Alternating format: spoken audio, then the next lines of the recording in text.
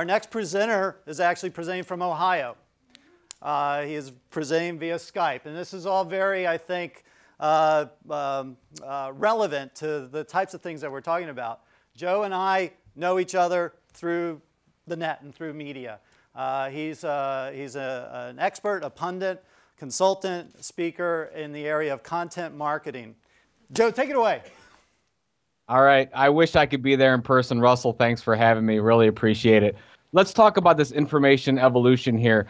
I like to go through kind of where we came from and how we got here today. But basically, if you look at this slide, what we're trying to say here is that, let's say in the early 1900s, we had lots of people with the ability to communicate directly to their customers because it was all local. You had people called pamphleteers, and they would go down the street and hand out pamphlets, and you had direct communication going on. And then you went all the way up to, let's say, the 50s, 60s, and 70s, where if I'm a marketing executive and I want to grow my company, the best thing that I could have done is buy TV advertising. It was the onset of mass media. So that's where you had the Procter & Gamble's of the world buying out television advertising, and it was the smartest thing to do. And now we're into what happened in the late 90s and now in today in 2009, and we have many, many voices. So basically, everybody can publish their own information. Everybody can communicate directly with their customers. And I want you to take a look at that pie chart because that's very important, and that's kind of what I based my little 5-minute prediction on today.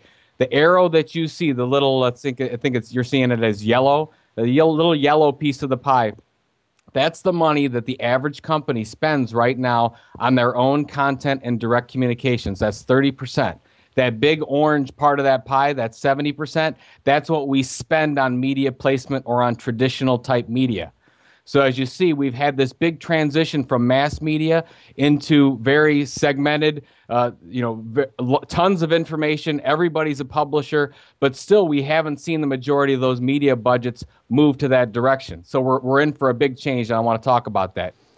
So here, 15 years ago, pretty much as the dawn of the internet, we didn't have many choices from a media standpoint to reach our customers.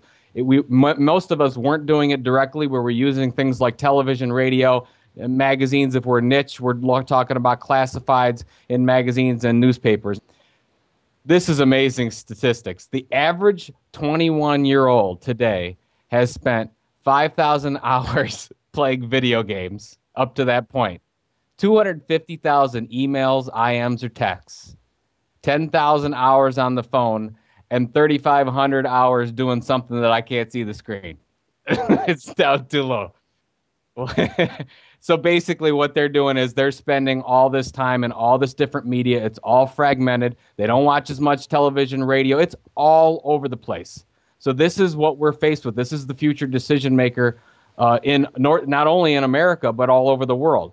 So our media is all over the place. So what, as marketers, do we need to do? So this is really what we're seeing. This is the transformation.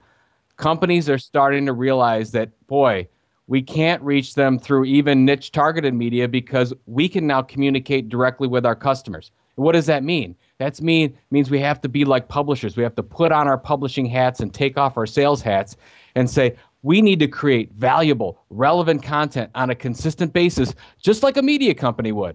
But you're a brand, you're a company, you have products and services, but you're starting to do exactly what media companies have been doing for years. So the take is, and what we're seeing is that 30% of that budget that we're spending on our own content, that's going to grow significantly because we all need to be our own publishers.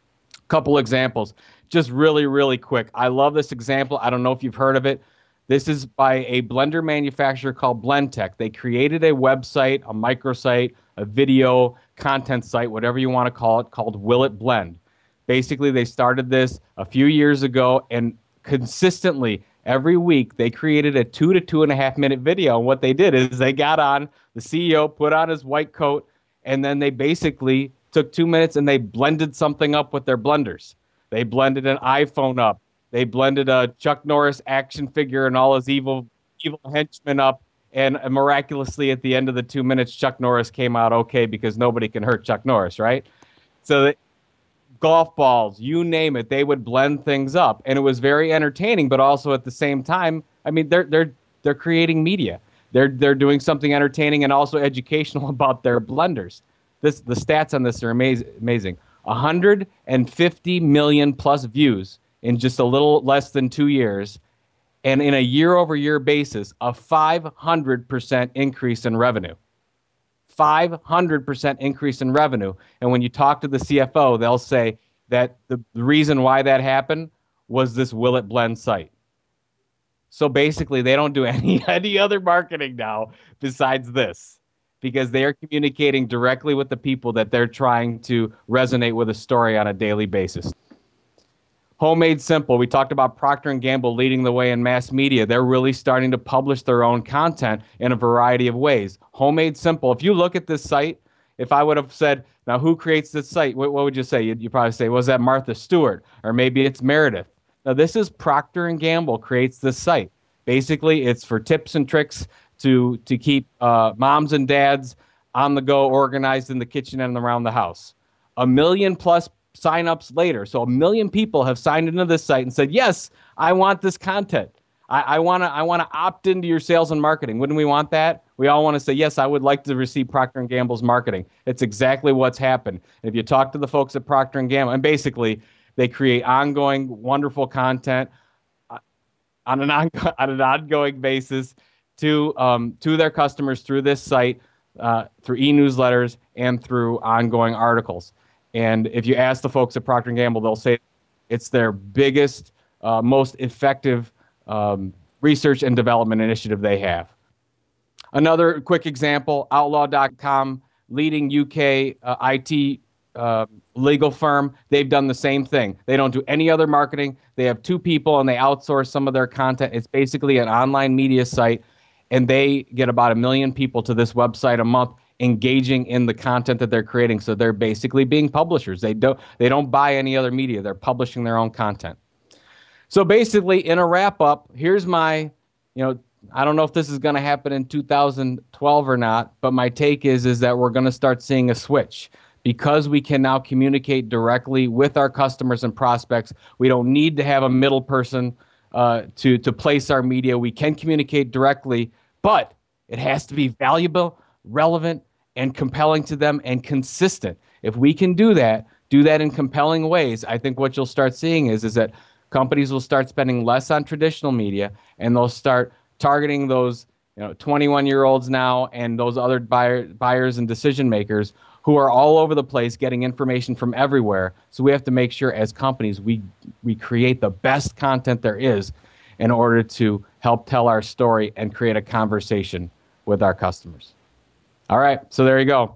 Social media, search engine optimization, very important, right? Those things are driven by content, by great content. And I always say this in my presentations. You cannot have a social media strategy without first having a content strategy.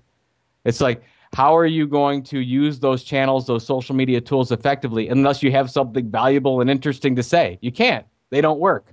So don't even go out and try to use social media until you first stop and say, hey, I need to create a story. I need to create something that's compelling and informative and helpful to my customers, and then I can be successful with social media.